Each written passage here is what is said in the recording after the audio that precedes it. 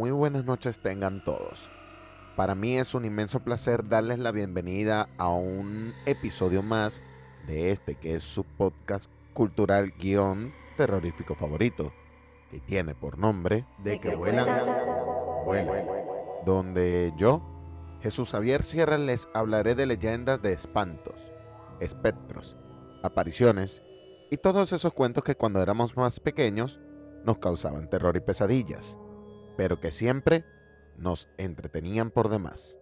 Antes de entrar en materia, queremos pedirles unas pequeñas disculpas por el tiempo que se han tardado en esta segunda temporada de salir un episodio a otro. Normalmente lo hacíamos cada viernes, pero por cuestiones de agenda de cada quien, de los tres integrantes del podcast, a veces se nos complica.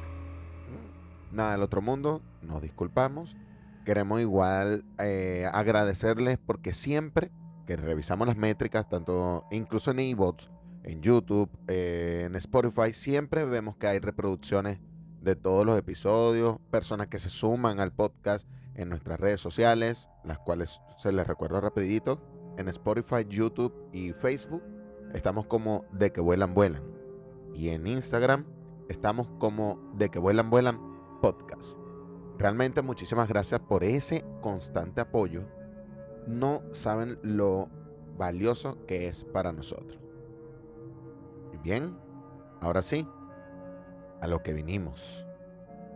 Luego del paseo sumamente lejano de nuestras tierras, con el cual empezamos en esta temporada, decidimos volver a nuestro continente, con nuestras historias, nuestras leyendas y costumbres, que como saben y han sido parte de nuestra premisa, el hablar de la riqueza inmensa del folclore existente en todo en lo largo de estas hermosas tierras, desde el enfoque de la tradición hablada, aquellos conocimientos que por diversas razones, bien sea verdad, miedo, amor, poder, etc., han trascendido con el pasar del tiempo.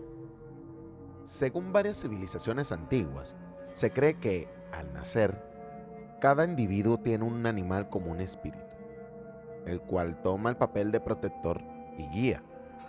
En algunos casos, estas criaturas únicamente se manifiestan como una figura, que se aparece en sueños, o bien, hay personas que encuentran una afinidad especial con ese animal. Pero hay también quienes tienen un contacto mucho más intenso e íntimo con sus criaturas, y son esas personas especiales, místicas y dueñas de una gran sabiduría de la cual les vamos a hablar en este episodio. Personas que se han difuminado en la sociedad, pero muchas otras de ciertas regiones aseguran que viven dentro de la misma, como uno más. Para ustedes, y con mucho cariño, les traemos el tema de los nahuales. En Mesoamérica surgieron los llamados nahuales, los cuales eran un tipo de chamán que tenían la capacidad de transmutarse en un animal. El término viene del nahual o nahualí, que quiere decir oculto, escondido o disfraz.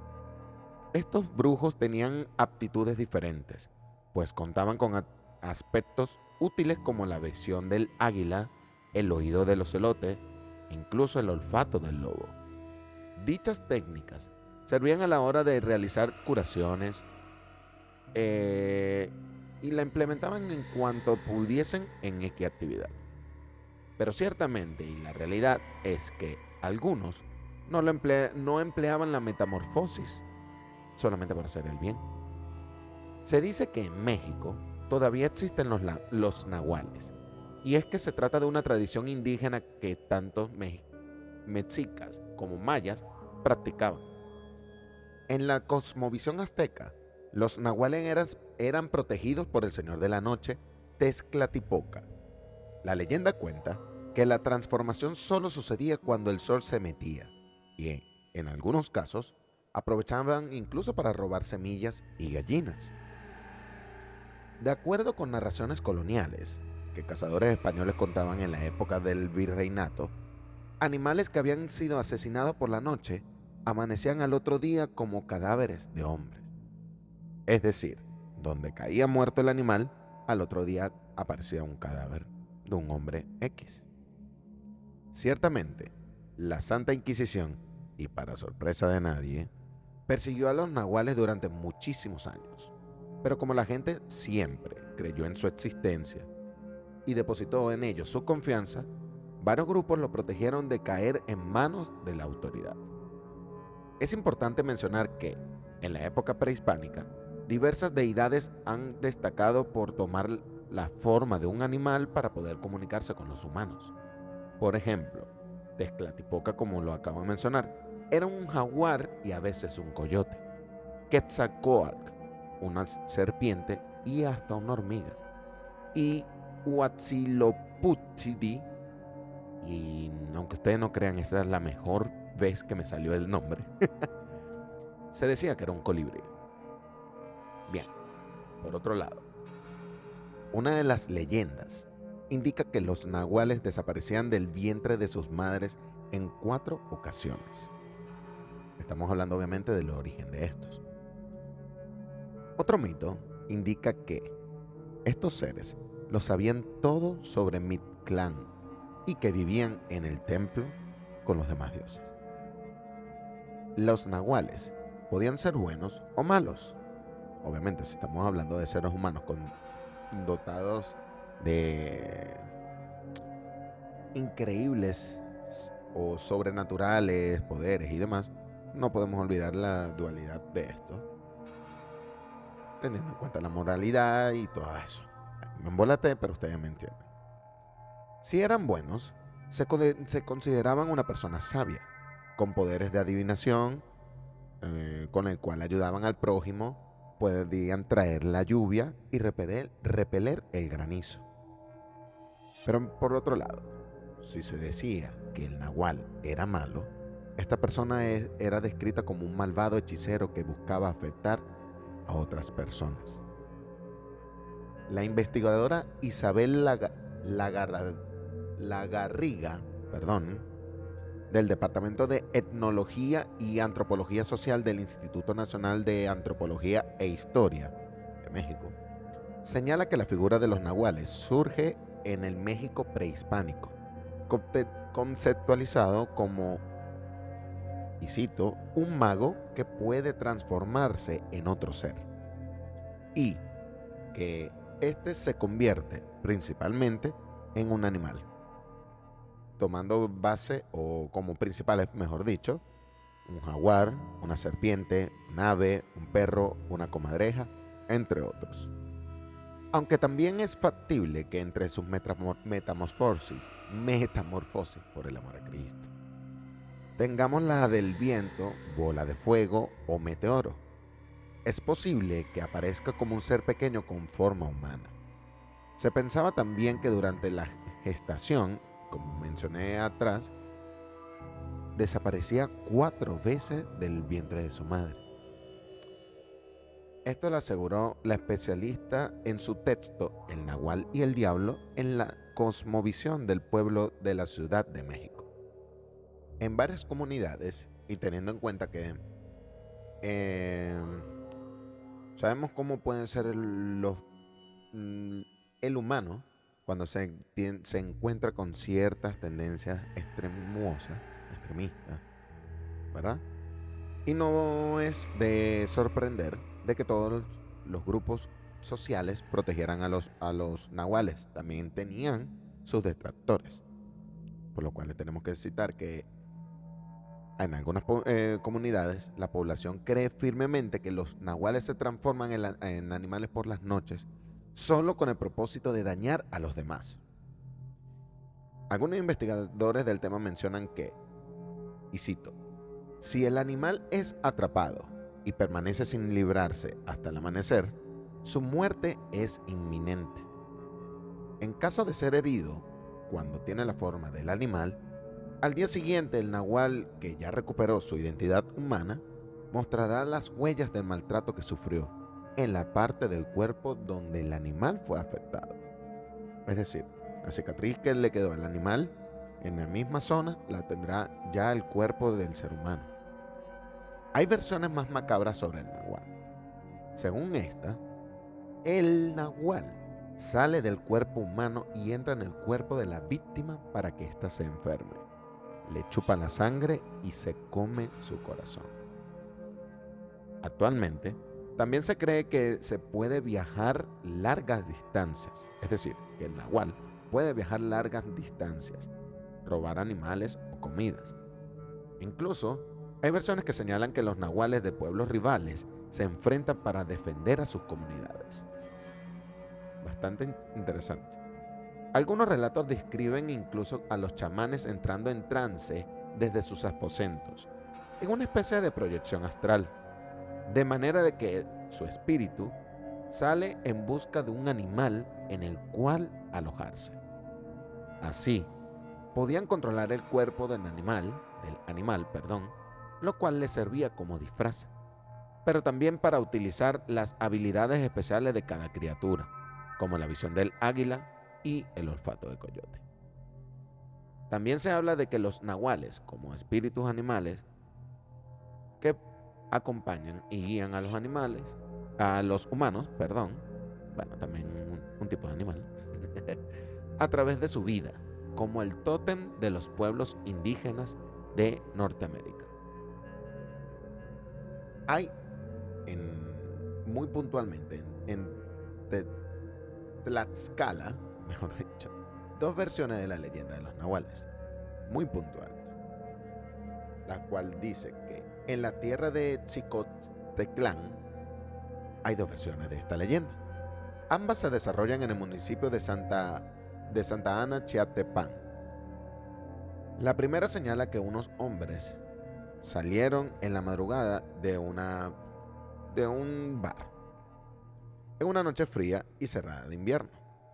En una vereda cercana, un amenazante y enorme lobo negro les cerró el paso. Esto provocó que uno de los rancheros desfundara su pistola y le pegara un tiro en la pata. Acto seguido, el lobo herido alcanzó a huir.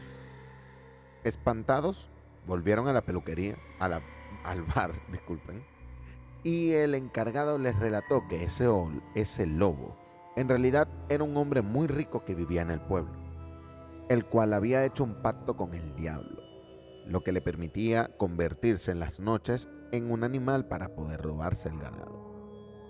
También les dijo que muy seguramente ese hombre, por la herida que le habían propinado, debía de tener la marca al otro día. Y esa es una de las dos versiones que se tiene de esta leyenda. La otra dice lo siguiente. Cuenta que una noche un grupo de cazadores caminaba por un bosque tratando de darle caza a una presa en específico. Mientras avanzaban entre los bosques, algo llamó su atención. Avistaron la figura de un enorme perro negro que los miraba fijamente. El can permanecía estático. Uno de los hombres pensó que podría serle útil, quizá para usarlo en cacería y demás. Así que decidieron acercarse y capturarlo. Pero, en cuanto estuvieron a menos de 2 metros del perro, este comenzó a ladrar y a mostrar sus enormes dientes. En sus ojos había una violencia inusitada. Espantados, los cazadores le dispararon una pata, lo cual hizo que el enorme can saliera huyendo. Tras reponerse del susto, los hombres lo siguieron hasta una cabaña en medio del bosque. Llamaron a la puerta para alertar a la gente del interior de esta de la presencia del inmenso perro salvaje, pero se sorprendieron al entrar y ver muchísimas riquezas. Mientras, los hombres le preguntaban al campesino que estaba dentro si habían visto un perro. El aldeano, el campesino, solamente se curaba una herida en la pierna, mientras le respondía tranquilamente de no haber presenciado absolutamente nada. Poco después, decidieron irse. Al llegar a la población más cercana, decidieron entrar a una cantina, donde le contaron a una persona lo que había acontecido. El hombre les explicó que en realidad ese animal no era ni más ni menos que el aldeano que los recibió en esa cabaña, el cual se decía que había vendido su alma al diablo, concediéndole el poder de la metamorfosis para poder robar. Existen registros de creencias que hablan de que los nahuales son en su mayoría brujos que se transforman en animales solamente para hacer el mal. Estos se alimentan del alma de las personas, a quien le provocan enfermedades e incluso la muerte. También existen obviamente los chamanes que son nahuales, pero ellos usan el don para defenderse de los brujos. Para que los brujos tomen forma de animal, tienen que hacer una serie de rituales y así invocar sus poderes nahuales. También se cree que se trata de una proyección astral, como hace rato cité. Cuando el brujo duerme, su alma se desprende de su cuerpo y deambula hasta incorporarse en un nuevo ser. Pero antes, el ente debe dar 7 vueltas alrededor de su cuerpo para poder protegerlo de cualquier mal. En este caso hay que tener en cuenta, y les hablaré de algo muy personal, es que no sé las personas que alguna vez hayan tenido la experiencia esa del desdoble. En otro episodio ahondaré mucho más en ello, pero prácticamente es ese raro suceso en el cual estamos durmiendo y nuestro espíritu se desprende de nuestro cuerpo, ¿ya? Prácticamente en ese momento nuestro cuerpo es simple y llanamente un recipiente vacío. Eh, y como es un recipiente vacío, puede ser ocupado por otro ser de X índole, de X procedencia y con X intenciones. Quizás por este tipo de cosas es que se menciona lo de las 7 vueltas como una especie de ritual de protección. Puede ser. Esto es algo que yo les estoy comentando porque esta locurita del desdoble, una que otras veces me ha pasado a mí. Otro día hablamos de ello, pero sí, me ha pasado. Volviendo a un enfoque más extremista de esta leyenda, podríamos decir que aquel que es curioso de este oficio, bien se le entiende cualquier cosa de hechizos, y para usar de ellos es agudo y astuto, aprovecha y no daña, pero es maléfico y pestífero de este oficio hacer daño a los cuerpos con los dichos hechizos, y saca de juicio y ahoga. Es embriagador o encantador. El hombre que tiene pacto con el demonio se transfigura de diversos animales y por odio desea la muerte a los otros, usando hechicerías y muchos maleficios contra estos, por lo cual él viene a mucha pobreza y tanta que aún no le alcanza más que parar, ni un pan que comer en su casa por lo general. Al fin, en él se junta toda la pobreza y miseria que anda siempre malaventurado. Esta locurita que les acabo de leer es extraída de un estudioso católico que, bueno, lo conseguí y realmente lo puse más que todo porque lo mencioné antes y es necesario entender que siempre hay 2 lados de la moneda. No todo el mundo ve de la misma forma a estos chamanes y que ningún extremo es bueno. Así, ni más ni menos. Sobre los procedimientos que se conocen para llegar a ser nahual, va desde herencia de poderes paternos, la realización de ejercicios, uso de drogas, hasta la lectura incluso de libros de magia, o hasta revolverse en ceniza. La mayor parte de las veces, el cuerpo del nahual se convierte en animal, pero en otras ocasiones se cree que simplemente permanece dormido sin transformarse, mientras ejerce su acción desdoblándose en un animal. El nahual deja su forma humana por un tiempo determinado para adquirir la de un animal elegido. Existen varias versiones como la que se logra de cómo se logra esta metamorfosis. Una asegura que el brujo simplemente desaparece y encarna en el animal, a voluntad propia. El chamán afirma ser capaz de incorporar su conciencia en el cuerpo de un animal ya existente. Sea de una forma u otra, hay una afinidad psíquica y una especie de parentela del alma entre el chamán y el animal en el cual se va a transformar, como si se tratara de un avatar. Otra forma dice que se fragmenta, para lo cual se desprende de modo deliberado de parte de su cuerpo, los ojos, las piernas, un brazo o incluso los intestinos. De este modo, si se quiere acabar con el nahual, el mejor método es seguirle y observar dónde realiza su transformación, robarle la parte del cuerpo de la cual se desprendió, ya que de este modo le será imposible volver a su forma original. Amanecerá y morirá. En la región de Tuxtlas, la creencia entre de los nahuales está muy arraigada. Se asegura que hay personas que pueden transformarse en aves y que tienen el poder de volar. Salen en días de luna llena y se transforman en tecolotes, tapacaminos y guajolotes.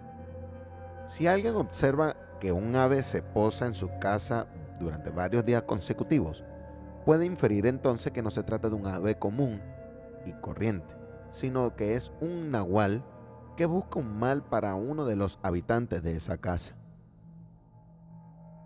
Los animales siempre han formado parte de los mitos y leyendas, no solo de la tradición de nuestro país, sino de todo el mundo.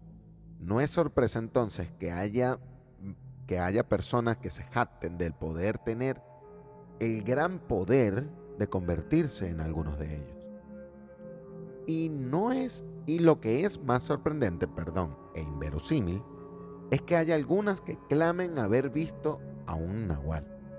Dicen los testigos que no tienen orejas ni colas y que por lo general acechan las casas de aquellas almas oscuras que han dañado en el pasado. Como ustedes entenderán, está bastante difícil conseguir un testimonio, pero no los voy a dejar así. Conseguí un testimonio de alguien que asegura se encontró con uno de estos seres. Y su testimonio dice así. El testimonio de esta persona dice lo siguiente. Era una fiesta de fin de año en Cuernavaca, a donde fui con toda mi familia para pasar el fin de año. Como es muy común en estas situaciones, así uno, simple y llanamente está tomando y demás. Al cabo de un rato, se acabó el hielo. Mi abuelo dijo que iría por más, pero estaba algo borracho ya. Así que decidí acompañarlo a la tienda. En el camino, se encontró a un amigo con el cual se puso a hablar por un buen rato. Pasaban los minutos, las casas se empezaron a apagar sus luces y le dije a mi abuelo, «Hey, ya vámonos, se hace tarde». Pero esto no le gustó a su amigo, que al parecer se molestó conmigo. Volví a decirle a mi abuelo, «Por favor, ya vámonos», y él le insistió, «Ya va, quédate un rato más». Al pasar los minutos, mi abuelo decidió ya por fin irnos a la casa. Pero en eso, algo pasó. De la nada, parecía como que mi abuelo ya no me escuchaba. Le decía incluso hola, le gritaba, «Abuelo, voltea», nada. Lo más raro es que sentí como que si me empujaban hasta que me caí. Pero ni esto, ni con los gritos de llamado, que obviamente cuando me caí nada había alrededor que me hiciera caer. Nada de esto pareció que mi abuelo escuchara, ni se inmutó. Miré hacia atrás y noté que el amigo de mi abuelo ya no estaba. Todo se me hacía demasiado extraño y al parecer mi abuelo reaccionaba. Empezó a caminar, pero directo hacia la oscuridad. En ese justo momento, y de la nada, cuando me levanté, algo me jaló. Miré hacia atrás y vi eso. Esa rara especie de animal. Un perro de más o menos un metro con 90 centímetros. No tenía cola ni orejas. Era muy flaco y hacía sonidos como de rebuznos o algo por el estilo. Un animal inmenso, horrible y que jamás había visto. Yo me quedé impactado y no me podía mover. En eso, me empezó a arrastrar hacia el lado opuesto de donde estaba. Intenté escapar, pero fue totalmente inútil.